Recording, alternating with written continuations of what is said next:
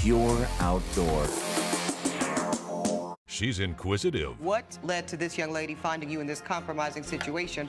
And firm. The only thing that matters in this particular courtroom, sir, is how I see it. Watch Equal Justice with Judge Ebony K. Williams. Weekdays on WZMQ CBS. Good evening, everyone. I'm Lily Simmons. Tonight on your WZMQ 19 News, the road ahead. Governor Whitmer is outlining her top priorities and plans for Michigan's economy in 2025. And in Washington, confirmation hearings continue for President-elect Donald Trump's cabinet picks. We'll show you the highlights.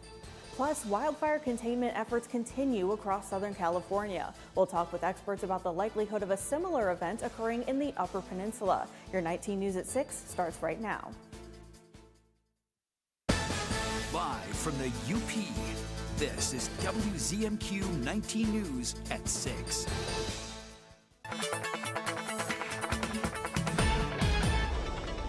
Checking things out weather-wise here. Cloudy skies will greet us here from Marquette over the nighttime hours. And check this out. Temperatures on the rise as the winds go southwest to west. Probably getting close to freezing by daybreak, and some snow will be developing after midnight as well and toward those daybreak hours. And make it a quick inch or so by daybreak. Temperatures rising throughout the Upper Peninsula as things get a little bit milder again for tonight. Lily, back to you. This morning, Governor Gretchen Whitmer delivered the opening remarks at the Detroit Auto Show. She's calling it her Road Ahead address to lay out her hopes for Michigan and its place in the nation's auto manufacturing industry. Our Michigan Capitol correspondent Sophia Murphy has more for us on the governor's plans for 2025. Governor Whitmer and Lieutenant Governor Gilchrist took the stage at the Detroit Auto Show this morning. Today, let's talk about the road ahead. The governor usually ends January with her State of the State address. But with Trump's inauguration this coming Monday, Whitmer laid out her plans for the state and hopes for its place in the U.S. auto industry. If the autos succeed, Michigan succeeds, and America succeeds. The governor's speech had a hard focus on bipartisanship. With Republicans taking control in D.C., the state House, and a potential tie in Michigan's Senate, Whitmer emphasized her desire to work together to keep the state moving forward. I don't want to pretend we're always going to agree, but I will always seek collaboration first. I won't go looking for fights. I won't back down from them either. The governor highlighted a need for new policy as her Rebuilding Michigan Roads Bond and Job Fund will be phased out next year. Other focuses for 2025 included payroll tax cuts for businesses that hire Michigan employees, cutting red tape surrounding site readiness, and investments into housing, placemaking, brownfield redevelopment, and public transit. If we bring jobs home, fix the damn roads, and work with our trading partners, we can drive toward a brighter future where our people and our auto industry succeed. Whitmer says she's looking forward to continuing the state's relationship with Canada and working with Republican state leaders as well as President Trump for the remainder of her time as governor. From Michigan's capital, Sophia Murphy, WZMQ 19 News. It's still expected that the governor will give her normal State of the State address closer to the end of February. In our nation's capital, President Joe Biden will deliver his farewell address later this evening. We expect the president to talk about highlights during his administration, like passing the multi-billion-dollar infrastructure law that helped navigate the country out of the worst pandemic in modern history. But his term also faced criticisms over his handling of classified documents, border security, inflation, and foreign affairs. The 82-year-old president has been in public service for decades as a U.S. senator, vice president under Barack Obama, and his one term as president. Tonight at 11:10 Central, our Washington, D.C. correspondent Rachel Knapp will be live at the White House to share the key takeaways from his address. Today, Trump cabinet nominees, including Marco Rubio and Pam Bondi, spent hours fielding questions from U.S. senators. Our Washington, D.C. correspondent Brendan Scanlon is live on Capitol Hill with details on how the nominees are reacting to pressing issues facing the departments they seek to run. Brendan? Hey there, Lily. Good evening to you. That's right. Today we heard from national security and law enforcement nominees who are typically the first ones to have their confirmation hearings, given the urgent and sensitive nature of the work that they do. And with major breaking news of that hostage ceasefire deal in Gaza earlier today, as well as a looming TikTok ban, these nominees really had a chance to weigh in on those and other pressing global issues. It's day 2 of confirmation hearings on Capitol Hill for President-elect Donald Trump's cabinet nominees. Pause.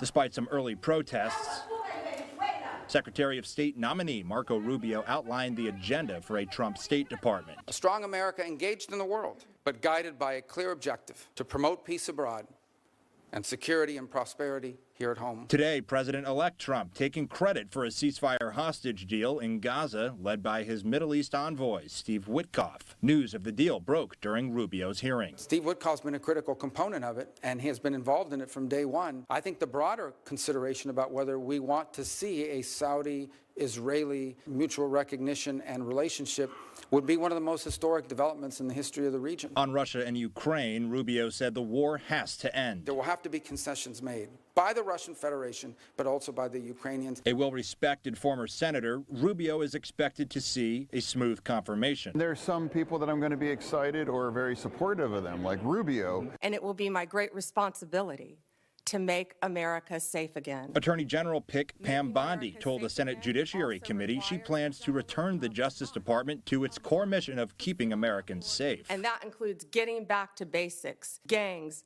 drugs, terrorists, cartels, our border, and our foreign adversaries. Today we face what may be the most challenging national security environment in our nation's history. CIA Director nominee John Ratcliffe focused on the threat of transnational criminal organizations and the Chinese Communist Party. The Chinese Communist Party remains committed to dominating the world economically, militarily, and technologically.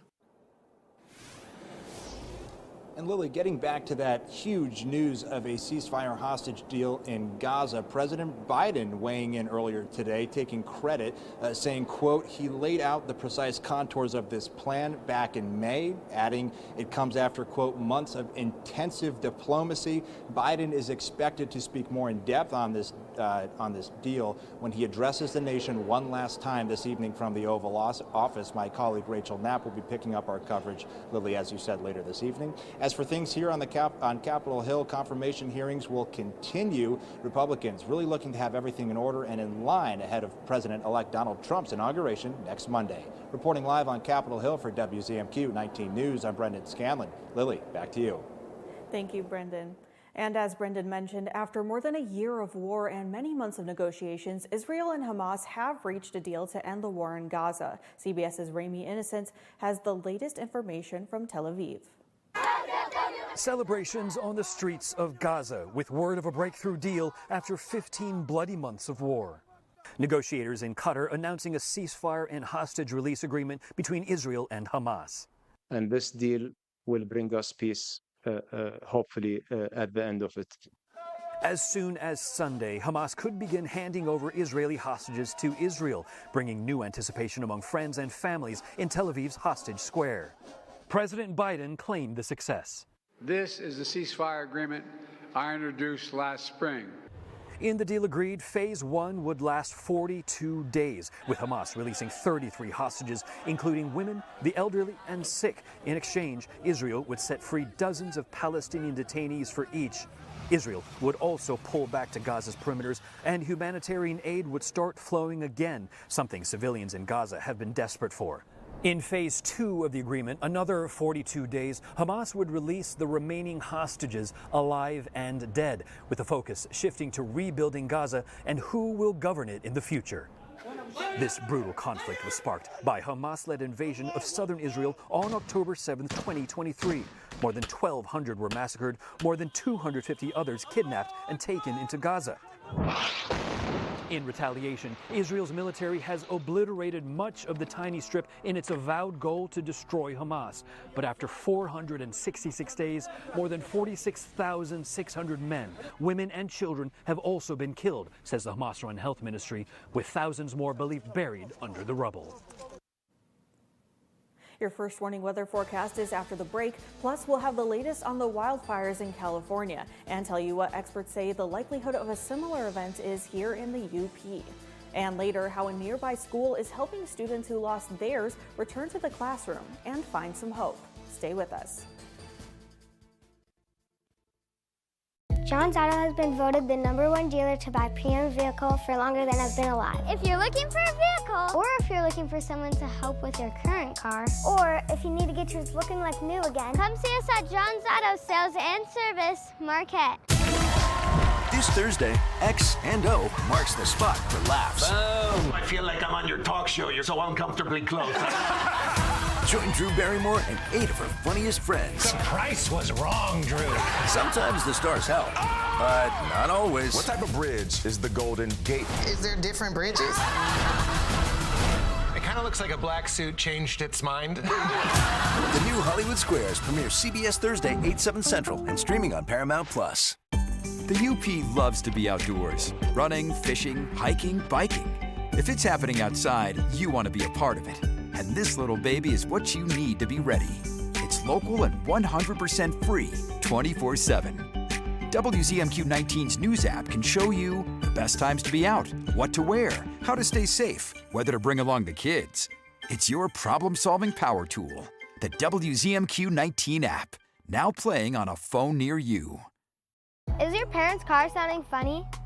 Do you hear any clunks, rattles, squeaks, or leaks? Tell them to call John's Auto Service Department for fast, friendly, and affordable service. Come see us at John's Auto Sales and Service, Marquette. Tonight's weather is brought to you by Shunk Furniture.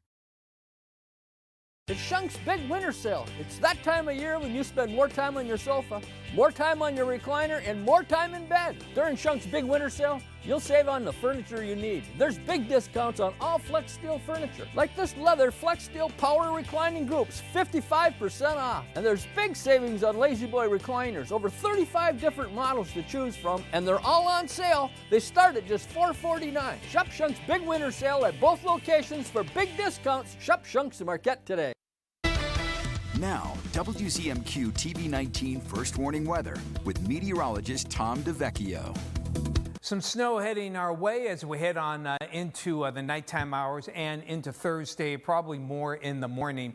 And as we've been talking about, big roller coaster ride on those temperatures. We'll finally get above freezing on Friday. Perhaps the only day this month we may get above freezing. We'll see about that. But we are definitely going into the Arctic plunge. You'll start to feel it on Saturday, really kicking into gear for Sunday. And that cold, very to bitter cold Arctic air will continue into the beginning and perhaps middle of next week.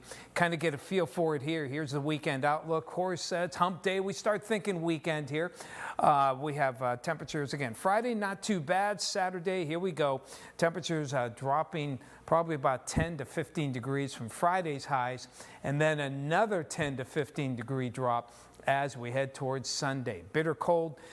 Snowfall, yeah, we'll get some lake effect, but it's really the bitter cold that's going to be the big news into the beginning of next week. Southwesterly winds kick into gear for tonight. Here comes that front shifting the winds to the northwest, probably going through Marquette right around or just after daybreak. And with it, some showers. And then the northwest winds kick into gear. And the usual lake effect snow showers will develop across much of the areas like the western shores of Lake Superior and areas east of Marquette as well. The winds will tend to be pretty brisk for tomorrow and then start to diminish for the nighttime hours. So here comes the snow bands into tomorrow morning. Watch it gradually tapers off during the afternoon into the evening hours. So most of the snow falling between midnight tonight and noon tomorrow with some leftover stuff there late in the day. And then on Friday, things looking pretty good. A couple of what we call overrunning snow showers to the east will not amount to much. Snowfall by tomorrow morning here, not much, less than a half inch from Marquette. Some of you along the shores of the Lake Superior where you'll get the snow sooner could get 1 to 3, maybe an inch or two with the snow belts for tonight into tomorrow. Another 1 to 2 in the snow belts. Marquette, maybe a ½ inch to an inch of snow as we head into Friday morning. So for tonight, temperatures going up well into the 20s, perhaps near 30 by daybreak. Snow developing in the west, moving across the UP through the nighttime hours into tomorrow, especially in the morning. We'll reach low 30s, may drop a bit during the afternoon as that front moves on by. As we head toward the weekend, here we go, plummeting temperatures, and you can see this will be a multi-day single digit here before we recover a little bit as we head toward Wednesday. Thanks, Tom. We're going to take a quick break, but when we come back, Barisa joins us on Insights to talk about childhood literacy. Stay tuned. Attention Medicare beneficiaries. It's that time of year again. Medicare annual enrollment period is here. From October 15th until December 7th, you have the opportunity to make changes to your Medicare Advantage plan. Find the plan that suits your health care needs. The annual enrollment period is started and will end on December 7th. Now is the time to speak with a licensed agent about the Medicare Advantage options and to find out about the benefits that may be available to you with the Medicare Advantage plan. The Medicare annual enrollment period allows you to shop for plans that include your preferred doctors and specialists. Getting started is easy. Call 800-517-8602 and compare different plans available in your area. Take the time to review your coverage and make any necessary changes. Mark your calendars and make the most of the Medicare annual enrollment period. Medicare annual enrollment period is your chance to ensure you find a plan that's right for your needs. Don't wait. Act now. Call 800-517-8602. Here's your WZMQ CBS This is Home Community Calendar.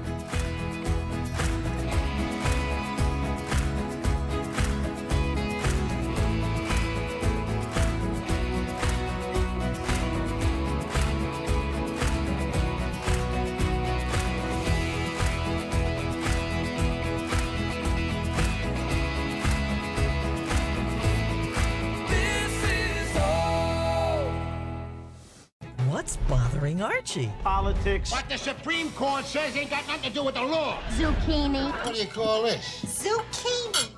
Looks like a cooked pickle. How to raise children. Get out of here! Sexual freedom. What kind of a problem have they got? It's sexual. Sheesh. Door cat. Goldfish. Come on now, I draw the line on goldfish. See what's bothering Archie. All in the Family, Sundays from 8 to 10 on WZMQ Me TV. You're watching WZMQ 19 News, live and local, with Kevin Hodge. Today on Insights, we're talking about childhood literacy with the Marquette-Alger Regional Educational Service Agency. Joining me tonight is Chandra Ziegler, the literacy coach for the organization. Thanks for being here. Thank you for having me. Yeah, absolutely. So first of all, can you explain your role as a literacy coach and what you do to help students? Yeah, so being a literacy coach is a really fun job. We get to work directly with teachers to help them support all of their students in their reading and writing outcomes. So we get to do everything from modeling lessons to co-teaching right alongside them, offering suggestions, providing professional development, and just being a thought partner with the teachers and the principals on how we can work together to best support all the students that they serve. All right, and childhood literacy rates have been a big topic recently. Can you speak to those numbers as someone who works in that field? Sure. Literacy rates in Michigan have been a pressing concern, with many students not reading at that proficient level, especially at the early grades, which is why all of the initiatives and programs we'll be talking about tonight are in place.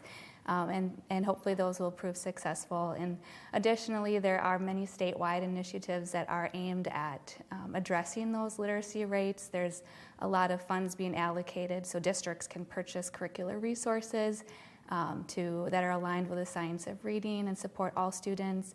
There's money to support our new teachers so they get the best mentoring possible to help support them in those early years that are so crucial. And we want those highly qualified teachers teaching our children.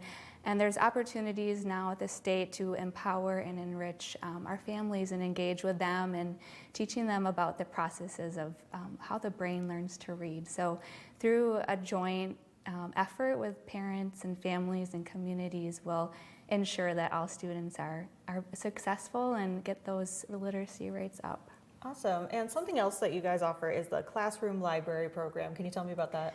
That's a really exciting opportunity for teachers in our area, and the aim is to enrich literacy experiences and ensure that all students have access to diverse, high-quality books that not only reflect their lives and interests and backgrounds, but offer windows into the lives of others. And it's all about building joyful, equitable classroom libraries and building that love of reading. Great. And another thing we wanted to touch on is the Rolling Resource Center. What is that? The Rolling Resource Center is an innovative project made possible through a very generous grant opportunity, and literacy coaches, early childhood staff, and Great Start Collaborative partners are working together to bring resources and books right into neighborhoods in our community completely free of charge. So every month is going to be a different theme, and January's theme is nutrition. So we're partnering with Feeding America, and we'll be able to provide free, fun family cookbooks right alongside their food truck. So the first one will be next week out in Gwynn. Wonderful. Well, thank you so much for joining us, Yes, Chandra. We thank appreciate you. it. We'll have more information on our website and where you can find resources through Marisa. And when we come back, we'll have the latest on the wildfires in California, and we're going to hear from local experts on whether we could have a similar event here. And later, how students displaced by those fires are finding community and hope thanks to a nearby school. We'll be right back. It's time to clear out the showroom for Kirkish Furniture's January clearance sale. Find year-end savings in every department all month long. Furniture, mattresses, appliances, and flooring. Shop Kirkish Furniture's January clearance sale while supplies last. Morning, Dr. Watson. We need someone with your expertise. Everyone who comes into this clinic is a puzzle. Remember, we're doctors and we're detectives. Doctors, detectives. I kind of love it, if I'm being honest. Everyone's faces and bodies are clues. Let's go solve the mystery. I thought it was just a rash, but it had a bullseye ring around it. My doctor said it was a tick bite. Luckily, we caught it early. Ticks found in tall grass around your home can spread Lyme disease and other illnesses, which can lead to chronic health issues. The CDC estimates nearly 500,000 people across the country are diagnosed with Lyme disease each year. I didn't understand why my brother was having so many asthma flare-ups. Sometimes he couldn't breathe. Turns out a roach problem at home was triggering it. Allergens left behind by dust mites, roaches, and rodents are a major driver of asthma attacks, especially in children. When I had a fever, body aches, and fatigue, I never thought it would have been West Nile virus. All it took was a mosquito bite while gardening. Mosquitoes spread West Nile virus and many other diseases, and they can breed in standing water around your home. Protect your family from pests. Get the facts at pestworld.org. Pure Outdoor is the first program dedicated to increasingly popular outdoor and eco sports. Journey to the world's most exotic, breathtaking locations. Pure Outdoor. We have new details tonight on the wildfires devastating parts of California. Fire danger remains high, threatening to potentially add to what the governor says could be the costliest disaster in U.S. history. CBS's Daniel Backus has more from the FEMA Disaster Recovery Center.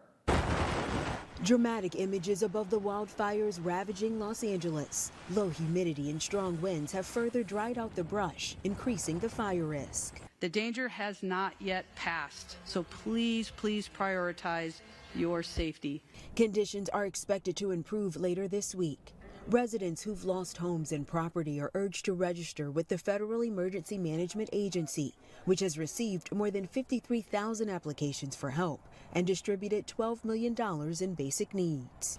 This FEMA Disaster Recovery Center is helping residents who've lost vital records like birth certificates and Social Security documentation. They can also file relief applications. and even receive mental health services. We want parents to know that we're here to support their whole family, and people of all ages can come and get support from us. We have task force. Search and rescue teams are methodically combing through charred properties damaged in the Eaton fire. Looking for hazards, possibly searching for any victims that may not have made it out of the fire. First responders working that fire are camped out at the famous Rose Bowl Stadium, setting up a tent village in the parking lot. Volunteers are feeding breakfast to National Guard members assigned to the Palisades fire.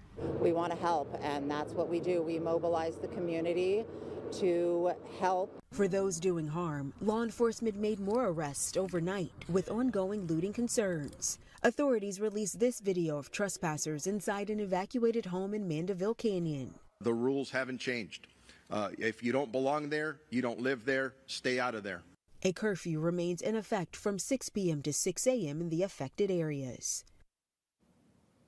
Today, the CEO of YouTube announced contributions to relief organizations. Disney has pledged $15 million, and Netflix and Amazon have each pledged $10 million.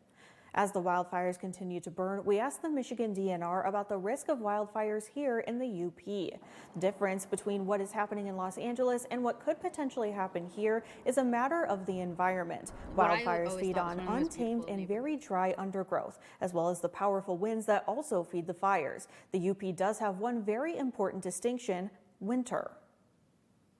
The other thing that's not so similar, California, we've got this time of the year. Right. So we've got a good chance that things are going to get very moist again by the spring of the year. And then as it starts drying, March, April, May, that's when we start seeing our fire activity. The DNR has an online program to educate homeowners about what they can do to minimize their wildfire risk. For more information, visit WZMQ19.com. When we return, Tom DeVecchio has one final look at the weather. What happens when we follow the human side of the headline? I was in tears. Life is a little bit different now. It's going to take a while to get used to. And I said it to myself that I can't make this about me. You get the all-new CBS Evening News.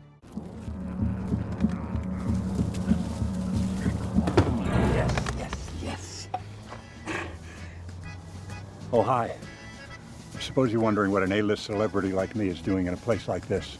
You must know, I'm saving the world. Oh, hi, Beth. Yep, saving the world again. Did you know that 40% of all the food produced in the United States is thrown away? That means everything that went into that food, the pesticides, the water, the land, was all for nothing. Just look at this perfectly good food thrown in the trash. The pizza with extra Cheerios, these goldfish and Band-Aid tacos. And just look at this perfect trash burger. This pasta dog looks delicious. You don't have to dumpster dive like Ed Begley Jr. to save the planet. Fight food waste by shopping smart and using what you buy before it gets trashed. That's way better. Ooh, arugula. Do your part and find out other world-saving tips at betterthaned.org. Automakers never stop thinking about your safety. When they discover a safety defect, they issue a safety recall and cover the cost of repairs. It doesn't matter how old your vehicle is or if you're not the original owner. All you need to do is bring it in. Do your part by checking for safety recalls at checktoprotect.org. The UP is a great place, but sometimes the weather changes quickly. You'll always be ready with the WZMQ 19 mobile app. Available free right now from the App Store. Your local weather power tool from WZMQ 19. Snow showers for tonight. Light accumulation, Iron Mountain, Iron River into Marquette. Heavier amounts here toward the western shores of Lake Superior and to some extent in the eastern side as well, from Munising farther toward the east. And then more snow, an inch or two for tomorrow, mainly in the morning before it starts to taper off. After that, we top out mid-30s on Friday, then plummeting temperatures for Saturday, into the single digits for Sunday, and into the beginning of next week. Lily, back to you. Thanks, Tom. Finally tonight, a group of students and teachers displaced by the California wildfires have found a new home at a nearby school. Several schools in the Pacific Palisades neighborhood were destroyed or seriously damaged, including Palisades Charter Elementary School. Families were welcomed with open arms at Brentwood Science Magnet Elementary, where staff were waiting outside the doors to greet their new students. Parents were excited to get their kids back in the classroom and to give them some sense of normalcy after the devastation of the past week. The Palisades Charter principal said, although the school building was a loss, staff and students were grateful to have found a generous and caring community. Thanks for joining us on your WZMQ 19 News at 6. We'll see you right back here at 11:10 Central.